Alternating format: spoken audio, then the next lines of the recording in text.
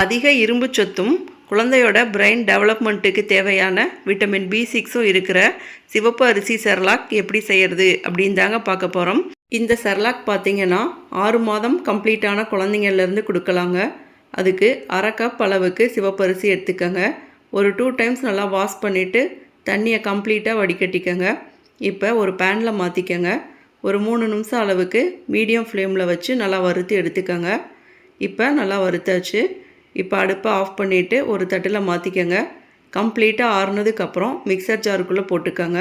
நல்லா ஃபைன் பவுடராக அரைச்சி எடுத்து ஒரு ஜல்லடையில் போட்டு நல்லா சலிச்சு எடுத்ததுக்கப்புறம் இதை ஒரு 2 வீக்ஸ் வரைக்கும் ஏர்டைட் கண்டெய்னரில் ஸ்டோர் பண்ணி வச்சுக்கலாங்க. இந்த பவுடரை வச்சு செர்லாக் எப்படி செய்கிறதுன்னு பார்த்துடலாங்க. ஒரு 2 டேபிள் ஸ்பூன் அளவுக்கு நம்ம ப்ரிப்பேர் பண்ண செர்லாக் பவுடர் எடுத்துக்கோங்க. கூடவே 1 கப் அளவுக்கு தண்ணி சேர்த்துக்கோங்க. இப்போ கட்டி எதுவும் இல்லாத அளவுக்கு கலக்கிக்கங்க. இதை அப்படியே அடுப்பில் வச்சு ஒரு 5 நிமிஷம் அளவுக்கு மீடியம் ஃப்ளேமில் குக் பண்ணிக்கோங்க. ஒரு கொதி வர்றப்ப கொஞ்சமாக நாட்டு சர்க்கரையும் நெய்யும் சேர்த்து நல்லா மிக்ஸ் பண்ணிக்கோங்க.